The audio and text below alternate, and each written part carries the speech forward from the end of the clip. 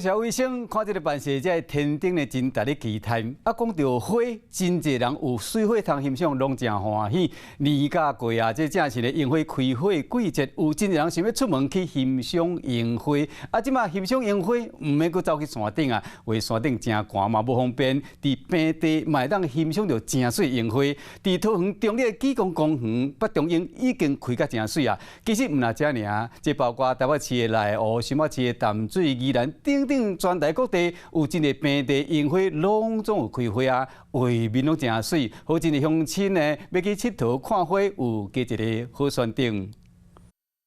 公园内底萨库拉开花，被舒适仙境。踮到遮，唔是伫山顶，是桃园中立的纪公公园边就是面体。想要赏花，唔免特别上山，平地就有樱花海。很好啊！啊，你是每一年都会来吗？因为我就住这附近了。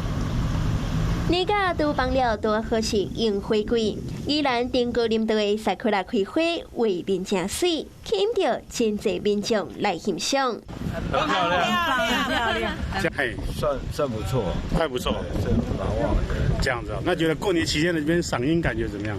很好，很棒，尤其是今天那个暖凉，这样子的。那刚好就是说这段时间樱花也盛开，如果说有时间的话，是值得来这边走一趟。这样子要。平地萨库拉同齐开，又唔过唔宜兰看会到。台北大湖的东湖六月公园，花期2月初到2月底；新北淡水的田园宫，三色的樱花1月底到2月中；石碇湖道社区樱花季嘛，伫2月初3开始。宜兰的燕山顶高林道樱花花期2月中到3月初。花莲寿丰的树澳村2月中樱花嘛已经开差不多5成。茂密耶，你有觉得2月当是樱花季，提醒民众每一个所在花期嘛拢无同，更加爱注意交通状况、停车场等等的消息，才袂浪费时间，佮看袂到花。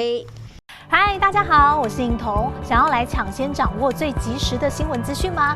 赶快订阅、按赞、开启小铃铛，锁定华视新闻的 YouTube 频道。